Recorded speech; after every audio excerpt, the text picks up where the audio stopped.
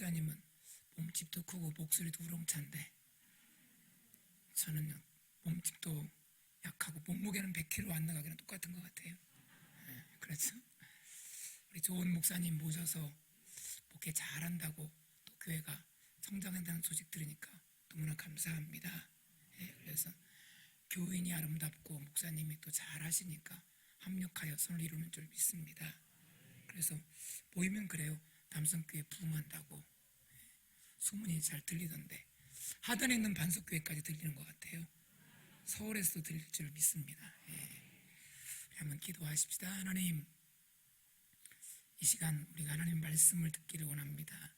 은혜 베풀어 주시고 부족하지만 종의 입술을 붙들어 주어서 해야 될 말만 전하게 하여 주시고 성령께서 임재해 주어서 어떤 마음으로 왔든 하나님께서 은혜 주시고 은혜 받고 결단하고 헌신하고 돌아갈 수 있도록 하나님께서 한 사람 한 사람 붙들어 주시고 종의 입술을 주관하여 주시옵소서. 예수님의 이름으로 기도드립니다. 아멘. 그럼 식사하고 지금 졸릴 시간입니다. 참새들이 하도 포수가 자기들을 향하여 총을 쏘니까 회의를 한 끝에 특수 조작한 방탄조끼를 입기로 작정을 했습니다. 다 방탄조끼를 입었어요. 입고 나서 이제 포수가 와서 딱 참새들이 딱 앉아 있는데 나타나서 다른 때 같으면 참새들이 도망갈 텐데 안 도망가고 딱 있는 겁니다. 포수가 탕탕탕 쏘는데 죽을까 안 죽을까요? 안 죽죠. 방탄조끼 있으니까 끄떡없이 가만히 있으니까 포수가 열받은 겁니다. 포수도 자존심이 있으니까 기관 단총을 갖다 놓고 참새들을 향해 쫙 쏘니까 아이 끄떡없어요. 근데 한 마리가 떨어져 죽었어요. 왜 죽은 줄 아세요? 네? 너무너무 신나서 참새들이 야 우리 신났다 야야야야야 다 하는데 그 참새 한 마리는 너무 신나가지고 어떻게 한 줄 아세요? 꽃바구니 이러다가 여는 사이에 총 맞아 죽은 거예요. 이제 안 졸면 되겠죠? 여러분 신앙생활도 혼자 튀면 안 됩니다. 하나님이 목사님을 세우셨다면 또 당회를 세워주셨다면 당회를 중심으로 목사님 중심으로 또 전도회장님 각 부서마다 리더자를 잘 세워줬으면 한마음 한뜻으로 달려갈 때 하나님께서 축복하실 줄 믿습니다. 하나님 우리를 다 불렀어요. 소명으로. 그런데 사역을 감당하다 보면 어떻게 감당해야 되죠? 사명으로 감당해야 됩니다. 다 이제 아멘 하지만 사명으로 감당하지 않고 그냥 내가 좋아서 할 때가 많아요. 반드시 뒤탈이 납니다. 오늘 헌신 예배 드릴 수 있어요. 내가 헌신한다고. 근데 헌신 예배가 아니라 희생 예배가 될 수 있어요. 내가 이렇게 희생하지. 말은 헌신 예배인데 열심히 교회 봉사해요. 근데 뒤에서 내 마음에 안 들면 튕겨나갑니다. 불평이 있습니다. 그 사람은 헌신이 아니라 사명으로 한 것이 아니라 나 중심이에요. 내가 희생한 거예요. 여러분 하나님 앞에 가서 아무리 내가 수백억 수천억을 내고 새벽부터 봉사하고 했었어도 사명으로 감당하지 않으면 상관없습니다. 하나님 뭐라고 말씀하냐면 네 좋아서 했잖아. 네 이름 내려고 했잖아. 자기 이름 나타나기 시작하면 이건 사명이 아니에요. 결국은 내가 희생했다고 하는 거거든요. 헌신은 내가 있는 게 아니라 하나님이 있는 겁니다.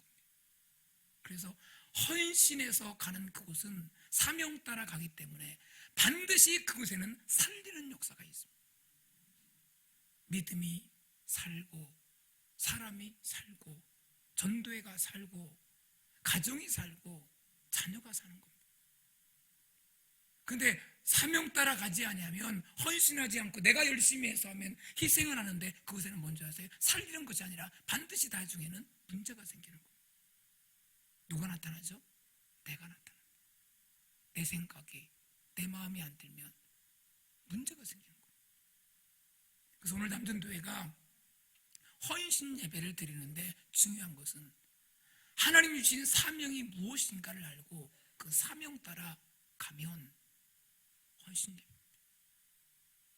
그래서 헌신하자 그거보다 하나님 나를 불렀는데 내가 어떻게 해야 될까?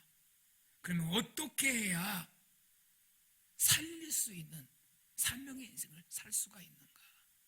그 말씀을 드리려고 합니다. 여러분, 우리가 살아갈 때 커밍홈이라는 사회학자는 현대인의 성공 요소를 4가지로 뽑았습니다. 우리가 잘하는 거죠. 첫째는 IQ 지능 지수가 높아야 된다. 두 번째는 지식이 있어야 된다. 다 얘기하는 겁니다. 세 번째는 기술이 있어야 된다. 인공지능, 지식, 또한 지능, 기술. 그런데 이 3가지가 다 필요하지만 그 중에 가장 마지막 필요한 것이 있는데 그게 뭐냐? 태도다라는 거예요. 신앙생활도 마찬가지로 생각합니다. 중요한 것은 하나님 앞에서 어떤 태도를 하느냐. 겉으로는 나타나지 않지만 내 마음이 정말 주님이 원하시는 사명자의 삶으로 달려간다면 내가 다 해놓고도 나의 나 된 것은 하나님의 은혜입니다. 이게 바울이 아니겠어요? 여러분, 신앙생활에서 어떤 태도를 가지고 가야 되는 것인가? 그래서 마음의 중심이 태도를, 하나님은요 외모를 보시는 것이 아니라 사도행전 13장 22절에 있는 말씀처럼 다윗을 만나니 내 마음에 합한 자다. 그 태도를 보셨지. 오늘 본문에 등장하는 수넴 여인은 아들이 죽었죠.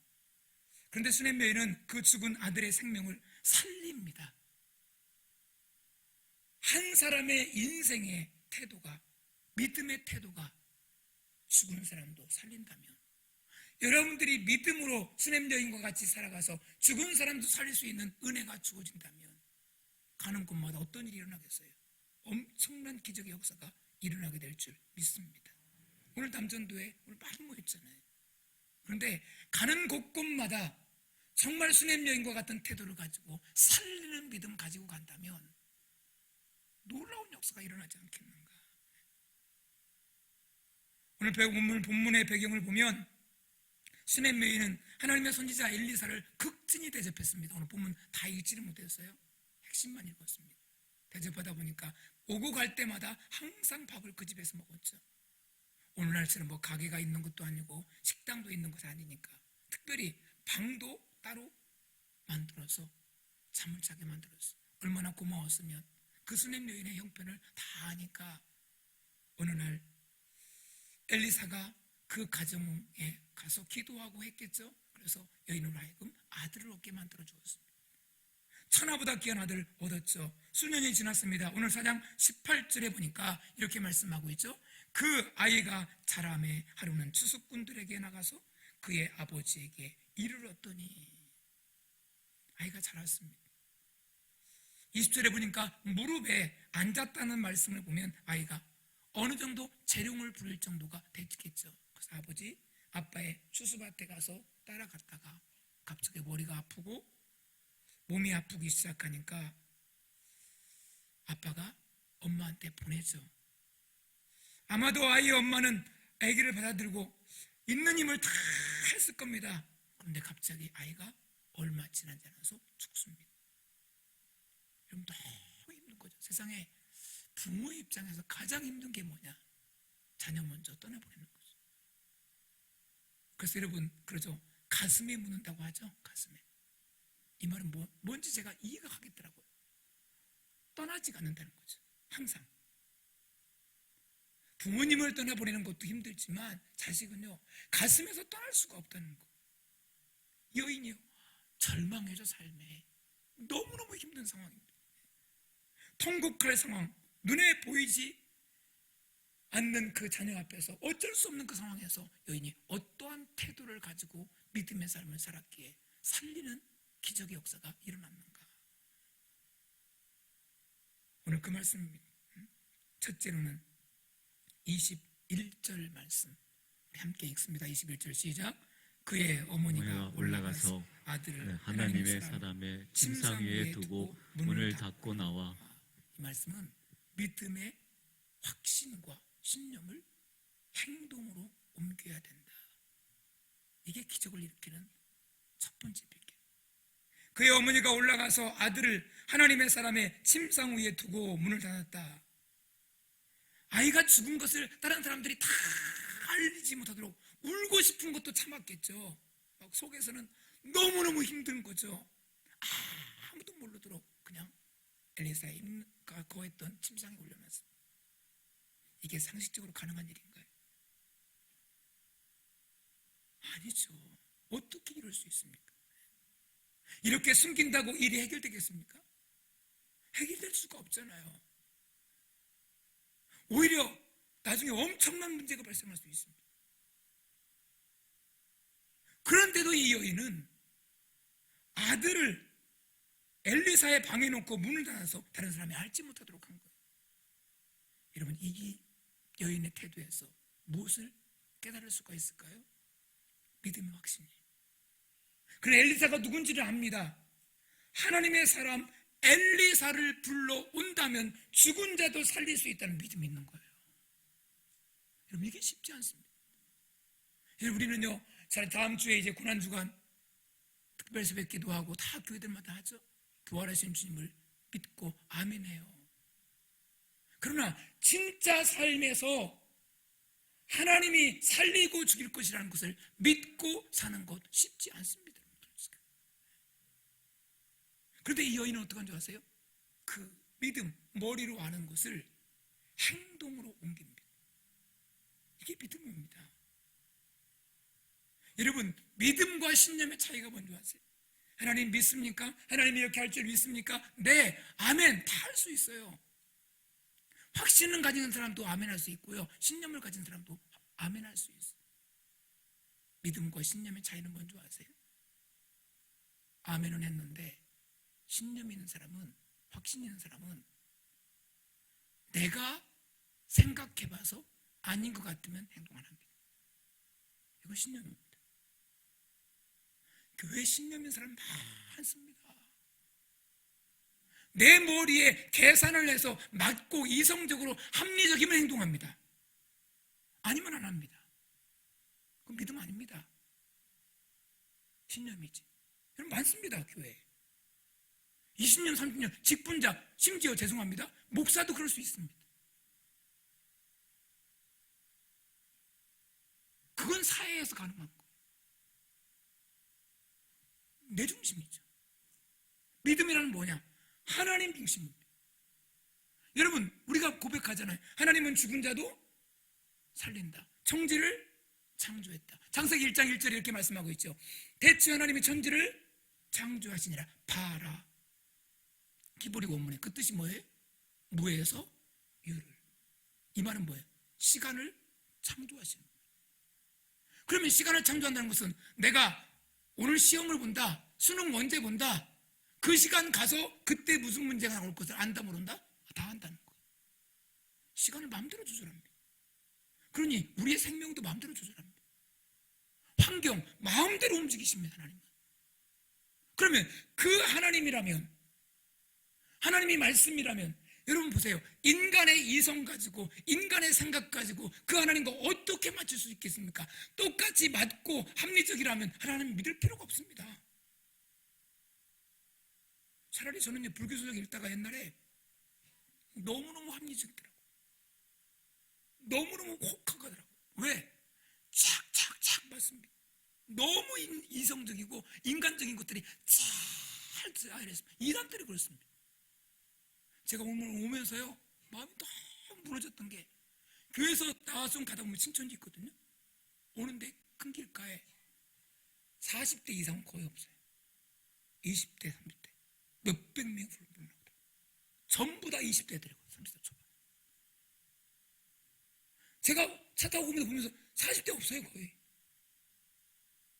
하나님, 너무 안타깝더라고요.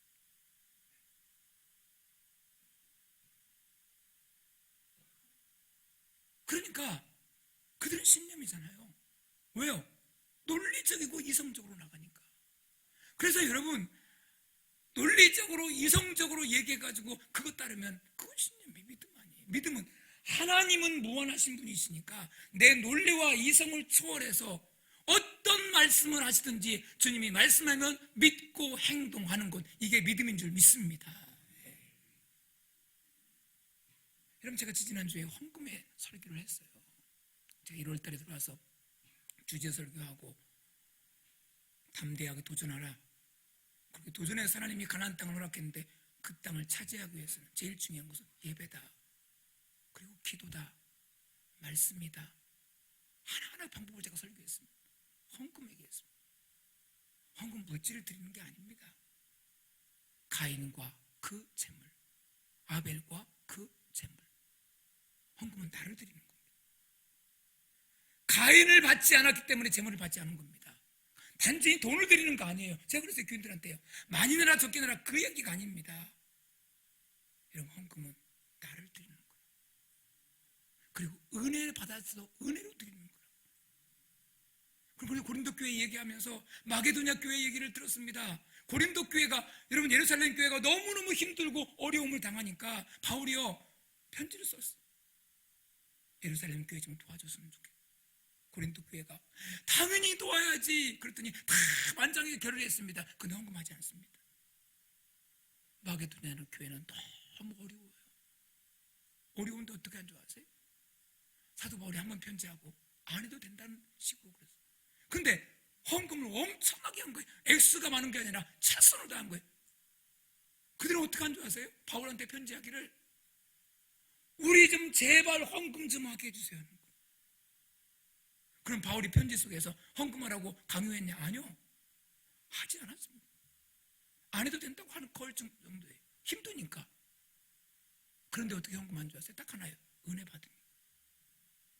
그리스도의 보혈의 은혜. 헌금은 내라고 해서 하는 게 아니라 은혜 받으면 하는 거예요. 나를 드리는 거예요. 그래서 헌금 시간에 뭐 이렇게 돌릴 수도 있고 그냥 입구에 낼 수도 있지만 한 손으로 드리는 아닙니다, 여러분. 나를 드리는데 한 손이 이가 합니까, 이게? 옛날 어른들은요, 저희 어머님 좀 기억나요. 제가 어렸을 때 시골에서 커서 토요일 되면 지금의 다리미가 있지만 옛날에 어떻게 했죠? 숯에다가 집어넣어가지고 그걸 가지고 물 뿌리기가 있으면 입으로 푹 해가지고 빳빳하게 해서 성유책에 딱 껴가지고 가져온 것 같습니다. 그리고 정성껏 성미요, 오늘날 하지 않지만 제가 잊지 않는 것이요, 성미 뜰 때 한참 기도하세요. 딱 띄고 한 숟갈 두 숟갈 띄고 식구수대로 한 숟갈씩 띄어요. 그리고 하세요. 저는 그래요. 어머님 권사님으로서 그 눈물 어린 기도 때문에 저희 형님도 목회하고 저도 목회한다고 생각합니다.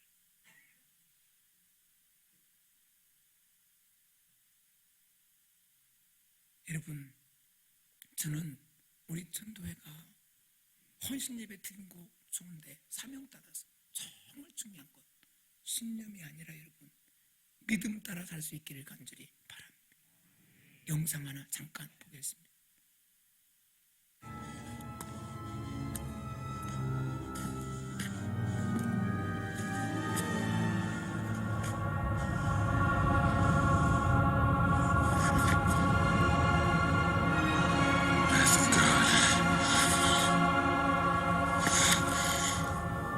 Only in the leap from the lion's head will he prove his worth.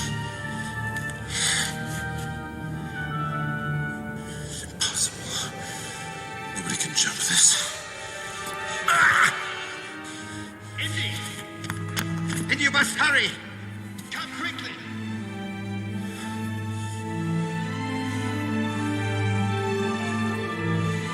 It's a leap of faith. Around. You must believe, boy. You must believe.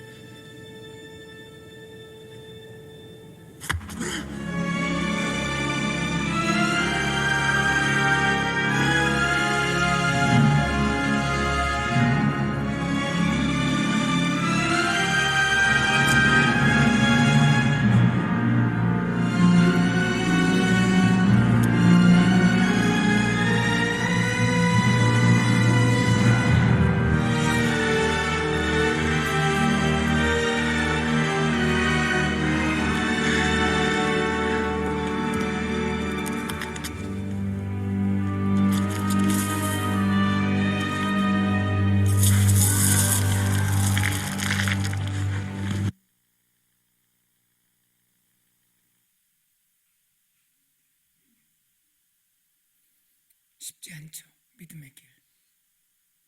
갈등 생깁니다. 저도 갈등 생깁니다.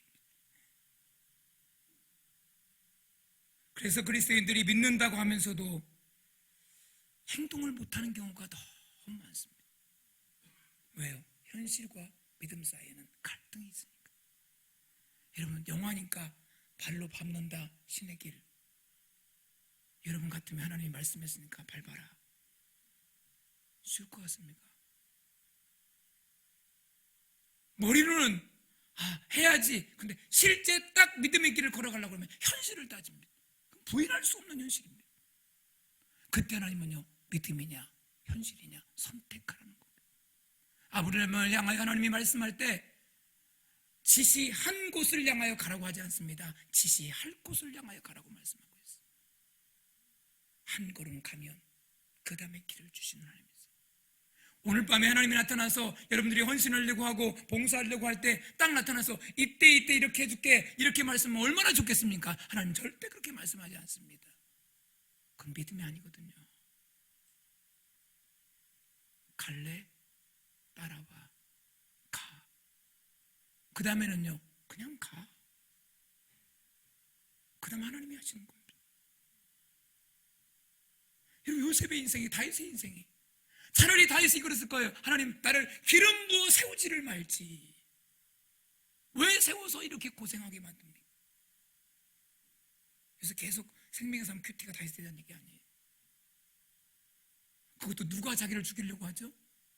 장인 어른이. 여러분, 가장 상처가 큰 게 모르는 사람이 남이 하는 게 아니라 가장 친한 사람이 말할 때 상처받는 겁니다. 그런데도 결정적인 죽일 수 있는 기회인데도 살리잖아요. 왜요? 하나님의 종을 내가 손을 대면 안 된다는 거. 죽여도 누가 얘기하잖아요. 왜 굴속에 들어와서 그의 수많은 부하들이 안에 있어요. 야, 기회다, 이때다. 아니에요. 다윗은 뭐예요? 하나요. 믿음이에요. 하나님이 하실 거예요. 그러니까요, 블레셋의 아기성에 가서 어떤 죄하죠? 미친 죄하죠, 그죠? 그래서 저는 성경 읽다가 충격받았어요. 미친 죄한다, 그적거리다 이 말은 뭐냐면 막 수임을 침을 흘린다 그게 아니에요. 그림을 그리다 그 뜻입니다. 시편에 보면 뭐라고 하는 줄 아세요? 그 시간에 그적거리면서 하나님 앞에 기도한 내용이라고 합니다. 다윗은 그 속에서 살려고 몸부림쳤지만 기도해서 하나님이 그를 살린 것을 그는 고백하고 있어요. 이게 믿음입니다.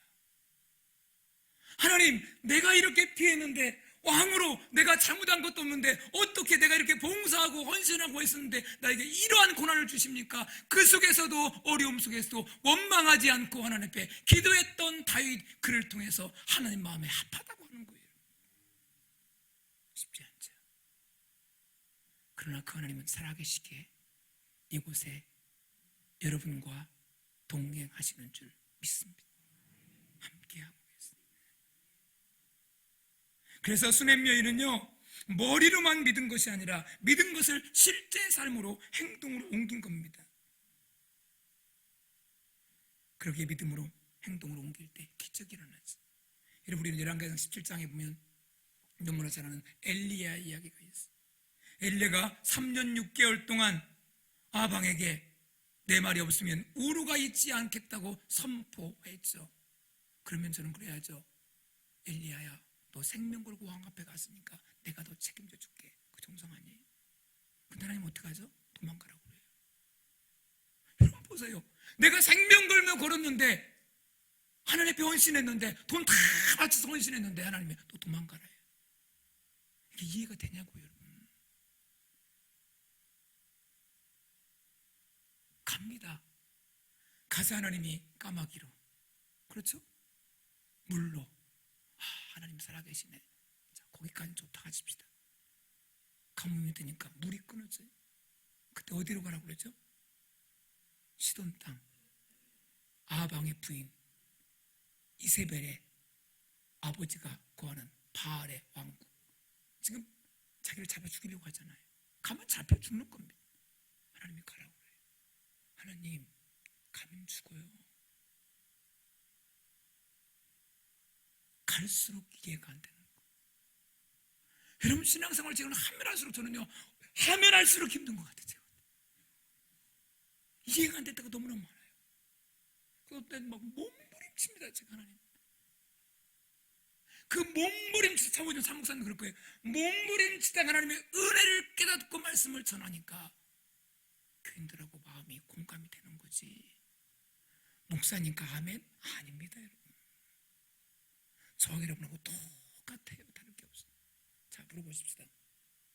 목사가 돈 좋아할까 안 좋아할까요? 아 목사 얘기하지 말고 차오진 목사님 모르겠어요 저는. 자 제가 돈 좋아할까 안 좋아할까요? 네. 맞아요. 더 던져보세요. 제가 좋아하지. 제가 강대상에서요 새벽마다 주여 동성기도 시켜놓고 제가 500만 원 주세요 500만 원 주세요. 차오진 목사님이 새벽마다 기도하면 이러면 어떡하겠습니까? 할렐루야 아멘. 아멘을 안 하세요?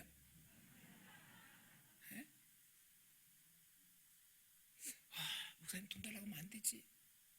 근데 목사님 알고 보니까 청년들한테 2명에게 장학금을 주고 싶어서 너무 어려우니까 그냥 도와주고 싶어서 500만 달라고 한 거예요. 아멘이 아니에요? 그러면 목사님 쓰려고 아멘 하셔야지. 인간은요 똑같은 거예요. 제가 새벽 예배 나갈 때 우리 교회 부목사님들은 쉽지 않을 거예요. 제가 6시 반 이전에 일어나면 그 다음 주에 교회 그만두라고 하니까 제가 우스갯소리를 그래요. 목사가 2시간 이상 기도 안 하려면 목회하지 마 그래요. 2시간도 기도 안 하고 무슨 목회하려고 하냐. 사목사님도 그럴 거예요. 여러분 교인들 한 사람 한 사람 놓고 기도하면 눈물밖에 안 나와요. 여러분 한번 물어볼게요. 아내 되시는 분들 지금 다시 태어나도 지금 남편하고 결혼하겠다. 할렐루야. 목회만 하세요. 야 이거 한 명도 없네. 자, 남자분한테 물어볼게요. 자 부인들이 여기 있습니다. 다시 태어나면 부인하고 결혼하겠다. 아멘. 왜 웃으세요? 어느 교회 가든지 그런 것 같아요. 제가 예상하기에. 근데 제 아내한테 제가 물어봤어요. 여보 당신은 다시 태어나면 나하고 결혼할 거예요? 그랬더니 저거 서운하잖아요. 아니 어떻게 저는요 제 아내한테 한다고 하는데. 그래서 물어봤어요. 왜 그러냐 그랬더니 인간 기준으로는 하겠지만 목회자고는 하겠다는 거예요. 왜냐 그랬더니 내 마음에 눈물을 내. 제 마음이 아파. 편할 날이 없다. 교인들을 바라볼 때마다 눈물을 흘리고 한 사람 한 사람 너무너무 마음이 아프다는 거예요. 그게 목회자의 마음. 우리 목사님 그러실 겁니다. 제가 앉아서요. 그래서 교인들을 따로 제가 수첩으로 만들어서 명단을 만들어놔요. 앉아서 새벽에 기도할 때마다 한없이 울어요. 하나님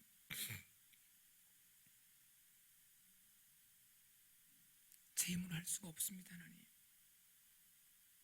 뭐 어떡합니까? 하나님 저 같으면 이렇게 도와주고 싶은데 하나님 응답 안 하시더라고요. 근데 힘들고 어려운데 지나고 나서 보니까 하나님이 그 사람에게 믿음을 세워주려고 그랬구나. 그리고 마지막에는 엄청난 축복을 그분이 견뎌 나가니까 허락해 주세요. 여러분 힘드시죠? 여러분 혼자 외로운 것 같지? 아닙니다. 하늘에서 예수님 여러분들 위하여 중보하고 계시고 목사님이 기도하고 계시고 여러분 주변 분들이 중보하며 기도하실 줄 믿습니다. 작은 시름에 응답하시는 그 주님이 듣고 계시고 알고 계시고 보고 계십니다. 어디서든지 눈동자같이 지키시는 그 하나님이 함께하고 계십니다. 낙심하지 마십시오. 그래서 이제 가라고 하잖아요. 아무도 가면 합니다. 열왕기상 17장 9절에 이렇게 말씀하고 있죠. 너는 일어나 시돈에 속한 사르밧으로 가서. 그가 일어나 10절에 사르밧으로 가서 성문에 이를 때 돈 많은 사람이, 엄청나게 힘 있는 사람이 나타나는 것이 아니라 누구죠? 한 과부가. 한번 읽어봅시다. 시작. 그가 일어나 사르밧으로 가서 성문에 이를 때 한 과부가 그곳에서 나뭇가지를 줍는지라. 한 과부. 이거 중요한 얘기입니다. 여러분, 본문의 주인공 과부를 시돈에 속한 사람이라고 하지 않고 한 과부라고 해요. 일반적으로 시돈 사람 하면 바알을 숭배하는 사람들을 가리키지. 주목할 것은 주인공 과부가 사르밧에 살고 있지만 시돈 사람이라고 불리지 않았다는 사실. 그 의미는 그 고장에 살고 있지만 그 고장의 문화와 종교에 휩쓸리지 않았다는 겁니다. 세상 속에 살아가는 인생이면서도 그 바알의 신전, 그 바알에 있는 그곳에 살고 있으면서도 그 조류에 휩쓸리지 않은 사람이었어요. 바로 믿음의 사람입니다. 하나님은 엘리야를 누구한테 보낸 거예요? 믿음의 사람한테 보낸 거예요. 어떻게 알 수 있죠? 엘리야가 만나자마자 말씀물과 떡을 달라고 요청하자 여자가 대답합니다. 열왕기상 17장 12절 말씀 함께 있습니다. 시작. 그가 이르되 당신 하나님 여호와께서 살아계심을 두고 맹세하노니. 하나님 앞에 맹세하는 거예요. 하나님 안 믿는데 할 수 있겠습니까? 이 말은 사르밧 여자가 이스라엘 하나님 여호와를 알고 있었다는 사실입니다. 과부는 이방인이지만 사르밧의 풍습에 휩쓸리지 않았다는 증거입니다. 주변 사람들이 다 바알을 섬기고 있을 때 그는 바알을 따르지 않고 주변에 물들지 않고 이스라엘 하나님이 진정한 하나님인 것을 알고 있었어요. 거기다가 뭐라고 고백하죠? 살아계신 여호와. 우리가 살아계신 하나님이라고 고백한 것과 같이 똑같이 하고 있어요. 잘 보세요. 시냇가에 물이 말라서 사람이나 짐승이나 물을 마시지 못해 쓰러질 때 이 과부는 아들 하나 데리고 버텼습니다. 하나님, 얼마나 기도했겠어요. 내가 이 조리에 휩쓸리지 않고 이 상황에 휩쓸리지 않고 몸부림쳤으면 하나님이여 이 여인만은 보호해 주시고 여인만은 축복해 줘야 되지 않겠어요? 하나님, 대한민국에 내가 남성교 다니면서 믿음으로 몸부림치는데 내 사업장만은 붙들어야 되고 내 자녀만은 붙들어야 되지 않겠습니까? 이게 우리 소원 아니겠어요? 그래도 믿음으로 저 사람은 살고 있지 않습니까? 내가 몸부림치고 있으면 그게 합리적이지 않아요? 근데 그 과부는 지금 어떤 상황에 처해 있죠? 죽을 상황입니다. 막다른 골목에 다다랐습니다. 이제는 더 이상 버틸 힘이 없어. 오직 한 끼 식량, 통에 가루 한 움큼, 병에 한 끼 식량, 마지막 음식을 차리기 위해서 땔감을 찾으러 간 거예요. 그때 누구를 만났죠? 엘리야를. 물 좀 달라, 떡 한 조각 달라. 갈수록 대단 아니겠어요? 어떻게 그럴 수 있을까요? 하나님 너무하지 않아요? 12절에 보니까 여인이 대답합니다. 열왕기상 17장 12절에 나와 맨 마지막에 내 아들을 위하여 음식을 만들어 먹고 그 후에는 죽으리라. 자살하겠다는 소리가 아니라 이제 남는 것은 죽을 일밖에 없다는 거죠. 지금 삶의 막다른 골목에서 누구를 만나고 있는 거죠? 엘리야를. 여자는 끝났다고 생각했을 거예요. 여러분, 엘리야를 사람의 이름으로만 단정짓지 마십시오. 엘리야라는 뜻은 나의 하나님은 여호와시다, 그 뜻입니다. 그러니까 가난한 과부가 누구를 만나고 있는 거예요? 하나님을 만나고 있는 겁니다. 이게 하나님이십니다. 끝난 것 같았지만 마지막 테스트를 하는 겁니다. 마지막 죽음의 순간에도 하나님의 말씀 앞에 순종하느냐, 견디고 힘들고 어려웠는데 하나님은 누구를 보낸 거죠? 엘리야를 보낸 거예요. 엘리야도 몰랐고 사르밧 과부도 몰랐어요. 누가 상상했겠어요? 막판에 달라고 하는데. 그렇습니다, 여러분. 과부에게 죽을 길이 아닌 살 길이 있음을 엘리야가 나타나서 말씀하고 있는 거예요. 여러분, 믿음으로 살고 답답하고 끝난 것 같지만 하나님은 그 여인의 믿음을 뭐죠? 그 우고를 알고 보고 계셨어요. 그리고 이미 누구를 준비하고 계신 거죠?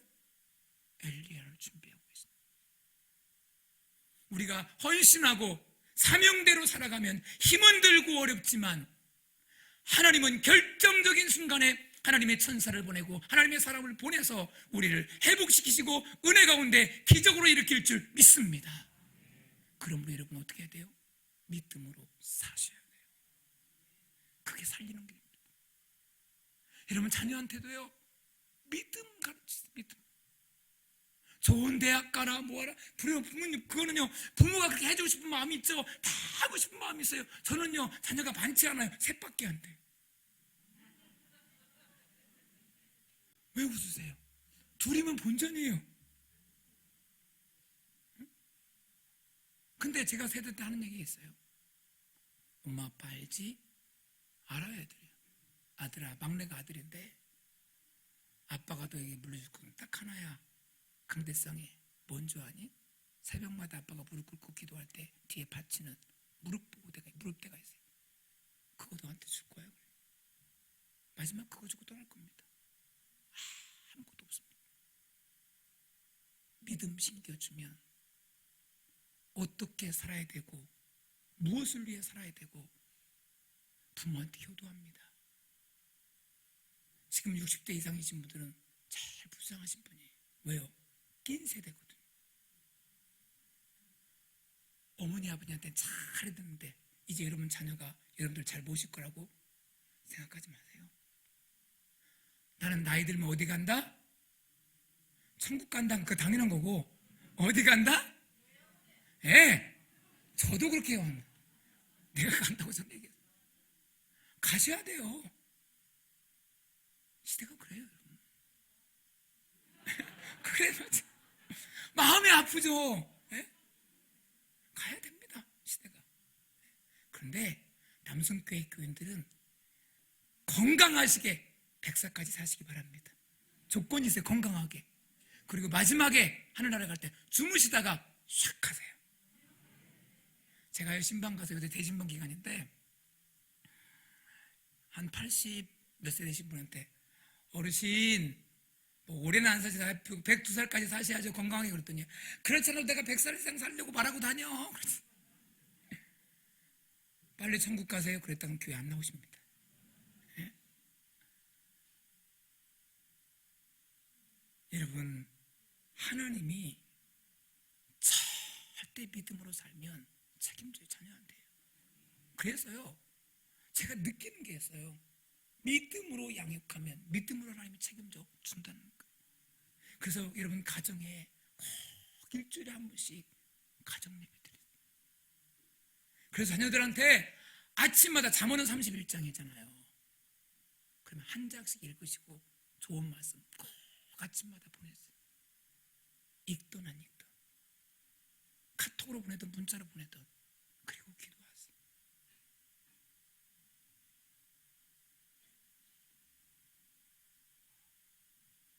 자, 그 여인이 기적을 체험하죠.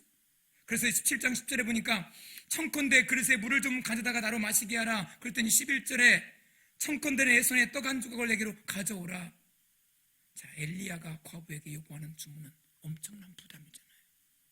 아니 여러분, 자녀가 죽을 상황인데 이거 달라고 하잖아요. 그런데 부담감을 이기고 줍니다. 부담감을 뛰어넘어 순종합니다. 이게 믿음입니다. 따라서 하십시다. 부담감이 사명이다. 그러니까 목사님이 딱 나에게 말했는데 부담감이 팍팍 온다.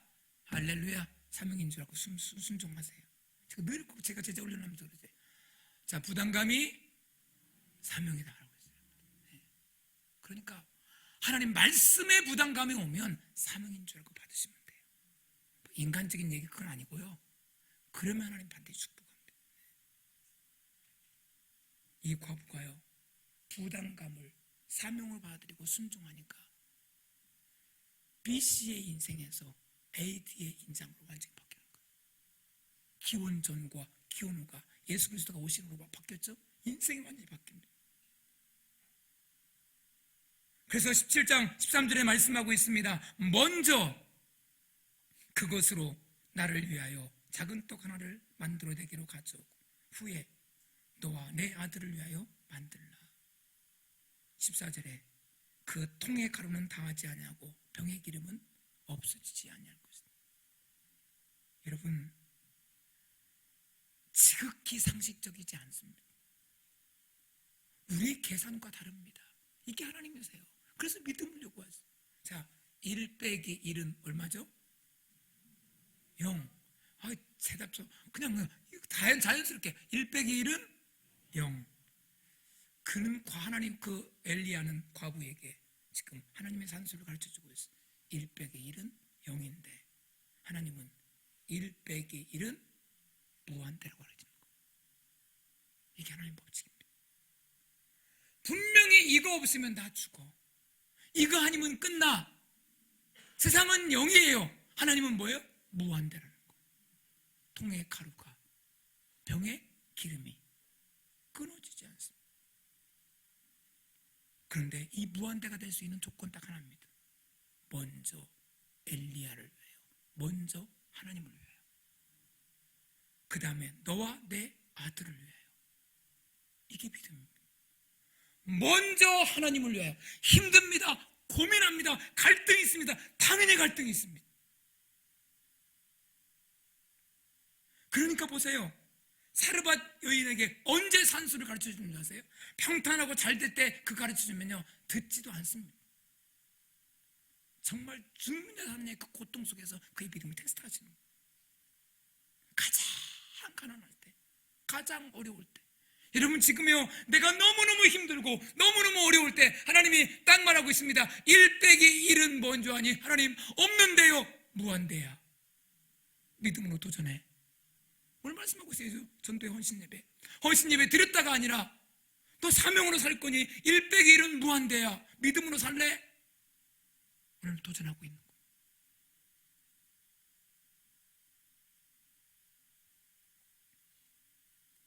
여러분, 하나님은 힘들어하는 우리들에게 놀라운 기적으로 채워주시기를 원하시는 그 하나님이세요.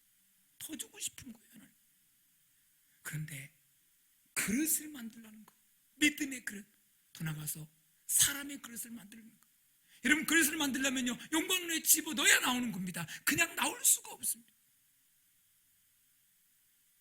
그래서 하나님은 오늘 말씀을 통해서 수학 공식을 가르쳐주고 있는 겁니다. 아무리 힘들고 어려워도 인간의 공식을 뛰어넘어 하나님의 공식으로 살아라. 믿음으로 살아라. 여러분, 지금 어떤 환경에 처해 있나요? 남전도회, 여전도회 다 전도회가 있을 겁니다. 인간의 끝은 하나님의 시작인 줄 믿습니다. 남전도회, 전도회가 왜 있죠? 뭐 하려고 전도회가 존재할까요? 물어볼까요? 뭐 하려고요? 전도하려고요. 다시 뭐 하려고요? 이런 그들의 전도예요. 제가 물어볼게요. 사과나무의 열매는? 그러면 세상에 똑같은 거예요. 대답 잘하셨어요. 사과나무의 열매는 또 다른 사과나무입니다. 여러분, 열매를 따먹으면 몇 년 그것밖에 끝나요. 사과나무를 심고 그 사과나무는 다른 사과나무를 심어야 10년, 20년 지나면 풍성해지는 거예요. 우리는 세상의 법칙이 아니에요. 하나님의 믿음의 원리예요. 잊지 마세요. 사과나무의 열매는 인사할 때 그러세요. 사과나무의 열매는? 시작. 사과나무의 열매는 또 다른 사과나무예요. 그걸 심는 거예요. 우리 전도회 헌신 예배 드리는데 이제 뭐 해야 되죠? 전도해야 되는 거. 쉽지 않아요, 전도요. 여러분, 사도 바울이 전도에 대해서 얘기하면서 어떻게 합니까? 창사꾼에 대해서 얘기합니다. 달려갈 길을 얘기하면서. 왜요? 장사하는 사람은요, 자존심이 보고 다 내려놔요. 뭐 때문에? 딱 하나, 뭐 들어오기 때문에. 돈, 계산 때문에. 그렇죠? 전도는요, 간, 심장 다 빼줘야 돼. 뭐 때문에요? 열매 때문에. 한 영혼 천하보다 귀하니까. 그래서 바울은 그렇게 이야기하고 있는 거예요. 장사할 때 하잖아요. 어저께도 진망한데 금요 그러더라고요. 목사님, 간이고 뭐고 다 빼놔야 돼요. 그러면서 목사님 설교했죠. 전도해야 되는데 죄송해요. 그래요, 여러분. 우리 전도에 오신 예배 드리는데 사명 따라서 많이 전도하지 마시고, 뭐 많이 하면 좋겠지만 한 사람이 한 명. 아멘. 네. 세 분 아멘 안 했어요. 마스크 썼어도 제가 팔딱인 거 다 알아요. 네? 자, 아멘. 네, 전도하십시오. 전도는 교회 데려와서 결실을 맺는 것도 있지만, 아니요, 복음 전하면 되는 거예요. 하나님이 역사할 줄 믿습니다. 어떻게든 기도하는 거죠. 두 번째로, 수넴 여인의 어떤 믿음을 되돌지 했기에 아들이 살았는가. 시간이 많이 가도 빨리 끝내야겠습니다. 첫째, 믿음의 확신을 행동을 옮기고, 두 번째는 흔들리지 않는 믿음. 오늘 이 4장 22절 말씀 함께 합독합니다. 시작. 그 남편을 불러 청하건대 사원 한 명과 나귀 한 마리를 내게로 보내소서. 내가 하나님의 사람에게 달려갔다가 돌아오리이다. 자, 죽은 상황에서 남편에게 흐트러지지 않는 모습을 보였어요. 대신 남편에게 어떻게 안주하세요? 지금 남편 속이고 있잖아요. 죽었다고 얘기하지 않는 겁니다. 나귀 한 마리 급히 보내주세요. 내가 하나님 사람에게 달려갔다 오겠습니다. 남편이 궁금하니까 묻겠죠. 아니, 초하루도 아니고 매달 첫째 날 월삭 기도하는 데도 있잖아요. 하나님 앞에 예배 드리는 날이니까. 예배도 아니고 안식일도 아닌데 왜 가느냐고 묻습니다. 여인이 평안하나이다, 별일 없습니다 하고 지나가요. 여기서 의문 생기죠. 여러분, 남편한테 속여가지고 될 일이 아니잖아요. 여인은 지금 남편이 믿음이 없다는 거 아는 거예요. 만약에 말하면요, 어쩌면 더 빨리 다녀올 수도 있잖아요. 빨리 가서 하러 갈 수 있고, 또 다른 방법이 있을지도 모르는데 왜 남편까지 말하지 않았을까요? 만약에 이 남편이 이 사실을 알았다면 한번 상상해 보세요. 장사 지낼 생각하지 않고 지금 애 죽었는데 어디 가냐고. 시장말로 말하면 죄송합니다, 옆에 내가 지금 뭐 하느냐고 지금. 또요, 뒤늦게 지금 어떻게 사람이, 하나님이 죽은 사람을 살릴 수 있냐고. 이게 말도 안 되는 소리 하지 말라고. 이거 아니냐고. 집안 사람 다 알아서 발칵 뒤집을 겁니다. 그런데 여기서 한 가지 중요한 것은, 여인의 생각은 아들이 잠시 후면 다시 살아날 것이라는 믿음이 있었습니다. 왜요? 살아계신 하나님이니까.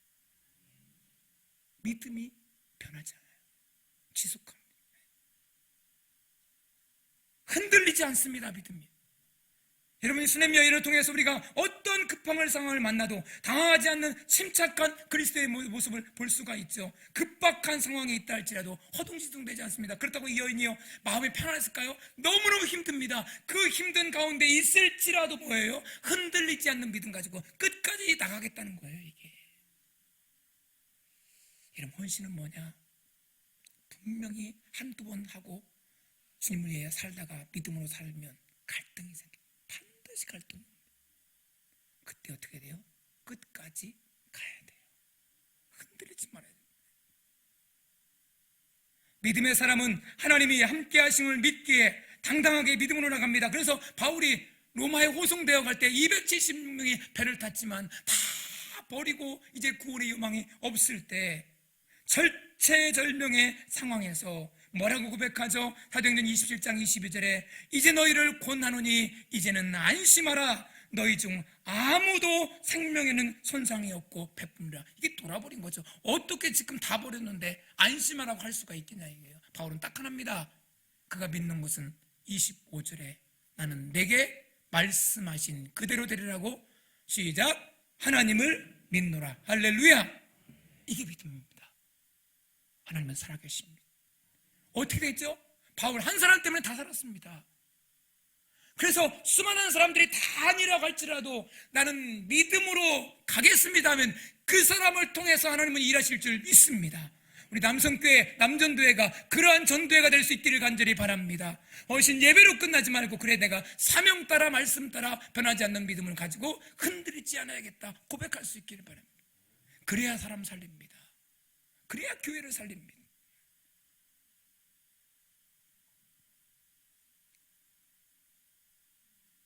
흔들리지 않는 믿음 때문에 그 여인은 자녀를 살릴 수가 있었어요.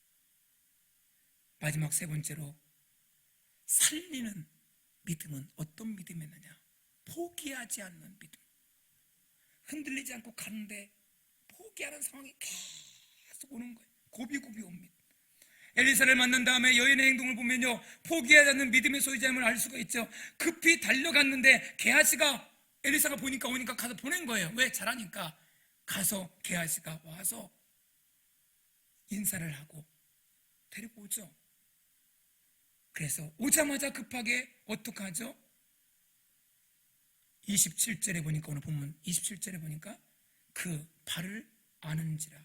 게하시가 가까이 와서 그를 물리치고자 하매 하나님의 사람이 이르되 가만두라. 그의 영혼이 괴로워하지만은 여호와께서 내게 숨기시고 이르지 아니하였다. 이런 행동을 막 발 붙으니까 게하시가 말리는 거예요. 그때 가만둬라. 그가 지금 괴롭다. 하나님이 알려주지 않아서 나는 모르겠다. 그랬더니 여인이 원망하죠. 28절에 여인이 이르되 내가 주께 아들을 구하더이까 나를 속이지 말라고 내게 말하지 않았습니까? 이 말이에요. 왜 아들을 주어서 달라고 하지도 않았는데 정들게 만들고 이제 떠나게 해서 나를 괴롭게 하느냐고. 차라리 주지를 말지. 이게 믿음이 있지만 사실 힘이 드니까 자기 한식을 탈로 하는 거예요. 우리가 믿음 생활하고 믿음이 있지만 너무너무 힘들면요 그냥 고통 속에 울고 할 수 있어요. 이게요 인간이 있기 때문에 어쩔 수 없는 거예요. 하나님 다 아십니다. 그거. 그래서 엘리사가 게하시를 보내서 해결하려고 가라. 가면 될 거다. 그런데 이 여인이 안 갑니다. 엘리사가 29절에 보니까 허리를 묶고 지팡이를 손에 들고 종에게 누구도 만나도 대답하지 말고 가라고 합니다.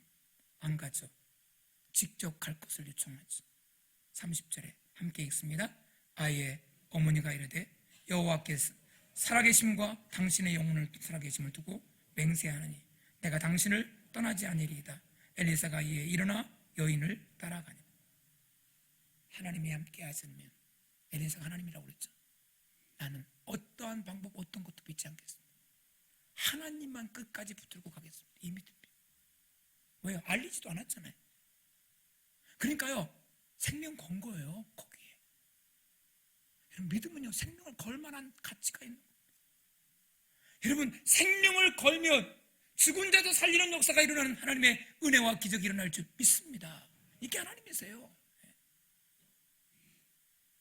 포기하지 않는 믿음. 그래서 엘리사가 도착해서 4장 34절에 있는 것처럼 아이를 위에 엎드리고 아이의 살이 차츰 따뜻해지는 기적의 역사를 체험하게 되죠. 여러분 기적을 체험하게 한다면 포기하지 마세요. 이런 마가복음 5장에 보면 해당장 야이로의 딸이 죽었잖아요. 그래서 예수님이 막 예수님 앞에 엎드리고 막 사정하니까 그 당시에 해당장은 높은 지위예요. 그런데도 예수님을 요구하니까 예수님이 따라갑니다. 처음에는 엎드렸다가 나중에는 막 뒤에 따라서 가는데 도중에 누구요? 12의 혈류병 걸린 여인이 고쳐달라고 하잖아요. 예수님이 지체하고 고치고 있는데 어떤 일이 벌어지죠? 소식이 왔죠. 딸이 죽었습니다. 죽었다고 나타났죠. 여러분 만약에 내가 믿음으로 몸부림치고 가고 있는데 끝났다는 소식이 들리면 어떡할까? 얼마나 절망이겠어. 예수님이 가자. 따라가겠죠. 가게야. 가서 보니까 어떤 일이 벌어지죠? 다 죽었어. 죽어서 이제 막 통곡하고 울고 있는 겁니다. 그런데 예수님은 마가복음 5장 36절에 두려워 말고 믿기만 하라. 아니 이게 무슨 소리야? 지금 다 끝났는데 우리를 향해 말씀하고 있어요. 힘들고 어렵고 끝난 것 같은데 아니라는 거예요. 두려워 말고 믿기만 하라는 겁니다. 그러더니 41절에 죽은 거니까 사실이잖아요.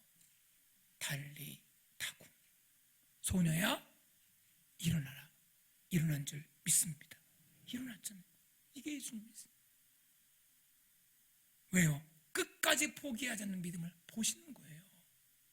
그러니까 우리가 끝까지 포기하지 않고 나가다 보면 완전히 내 인생이 완전히 끝날 상황까지 가요. 극한 상황까지 가요. 그럼에도 주님 붙들어야 돼요. 왜? 그분은 살아계시니까.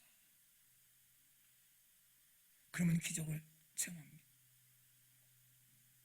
여러분 성경은요, 이 성경은 딱 하나입니다. 믿음을 선택하면 어떤 결과가 있는지를 보여주는 것이 성경입니다. 그거에 다 전부 다. 자, 마지막 얘기하고 이제 마무리 지을 텐데, 베드로가 예수님이 와서 설교하고 난 다음에 배 좀 빌려달라고 하는데, 그래서 설교하고 난 다음에 밤새 헛땅 줬잖아요. 갈릴리 바다는 눈 감고도 훤히 아는 베드로인데, 그러면서 누가복음 5장에 보면 뭐라고 그러죠?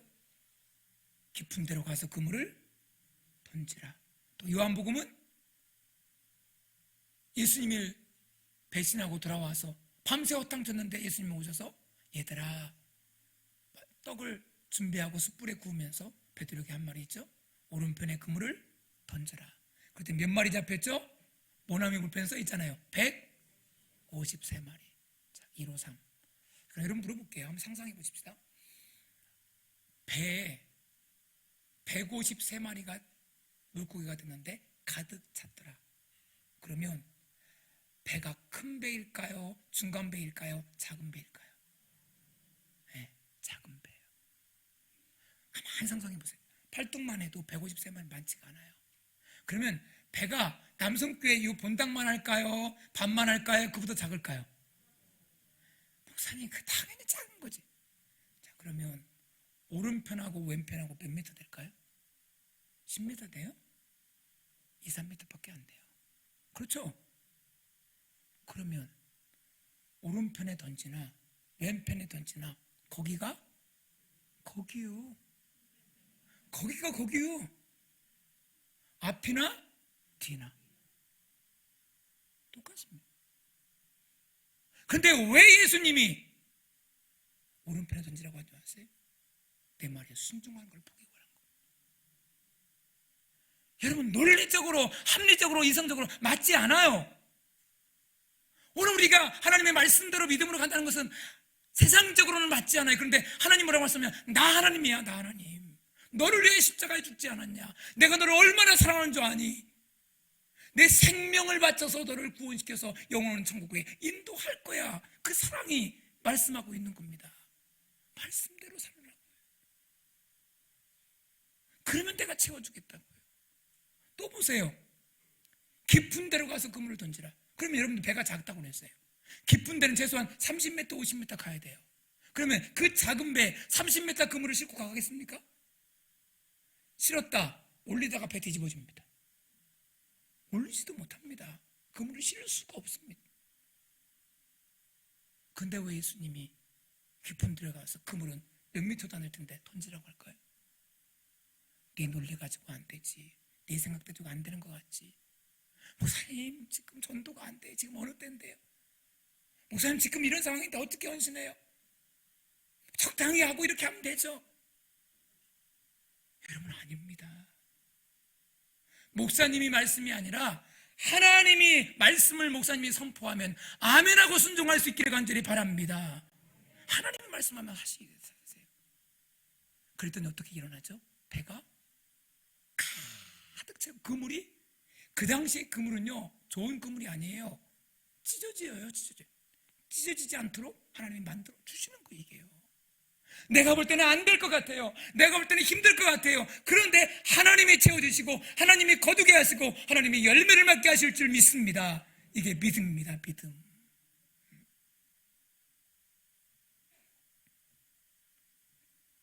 생각하고 보면 믿음은요, 논리도 아니고 이치도 안 맞고 함정이지 않습니다. 그러나 그 하나님은 네가 나를 신뢰하기에, 나를 따르기에 내가 상상치 못하는 기적을 주시겠다고 약속하고 계십니다.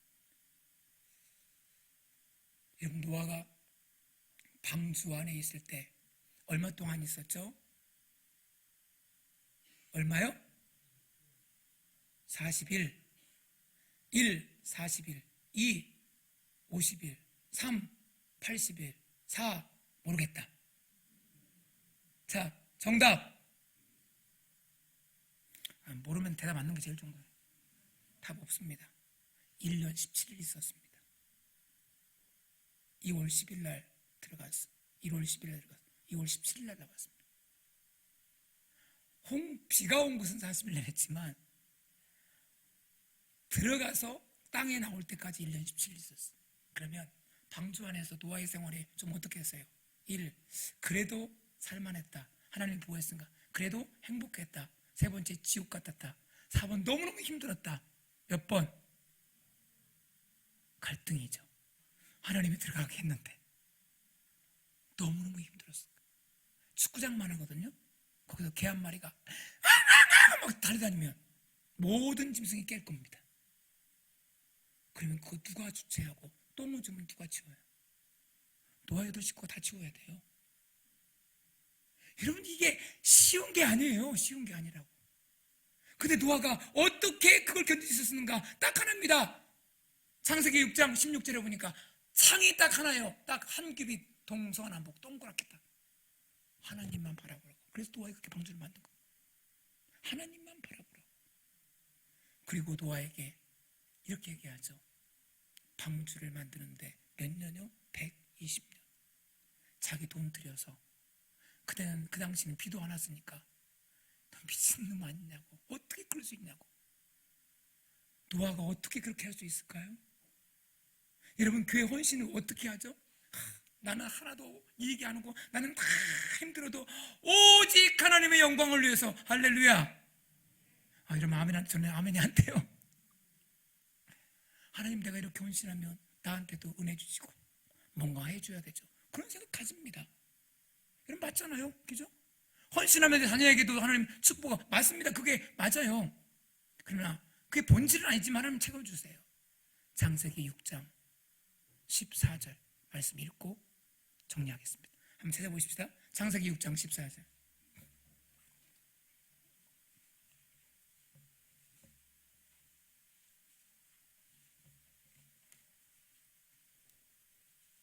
방송실 띄우면 너무 좋겠고요.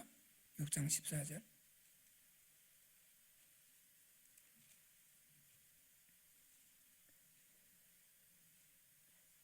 자, 우리 함께 읽어봅시다. 시작.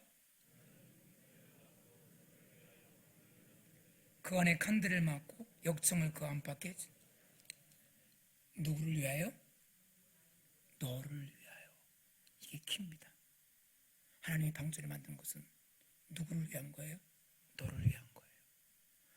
우리가 헌신하게 만들고 사명 따라가게 만드는 것은 누구를 위한 거예요? 나를 위한 겁니다. 이게 하나님의 신빛. 지나고 나면 하는 겁니다. 지금은 힘들지만 여러분, 힘내십시다. 헌신 예배 드리고 코로나 풀리고 이제 막 하려고 하는데 성경 공부하고 믿음으로 사는데 어려울 겁니다. 힘들 겁니다. 그러나 하나님은 그 과부에게 엘리야를 준비시켰고 하나님께서는 철저하게 우리의 인생길을 준비해서 너를 위해서 내가 준비해 놓으시겠다고 약속하시는 하나님이신 줄 믿습니다. 그래서 목사님 말씀 앞에 함께 순종하며 함께 서로 협력하며 달려가서 남전도를 통해서 교회가 살고 주변이 살고 가정이 살고 민족이 사는 역사가 일어나게 되고 남성교회를 통해서 이 주변이 대한민국이 회복되는 축복의 역사가 있기를 예수 그리스도의 이름으로 간절히 축원드립니다.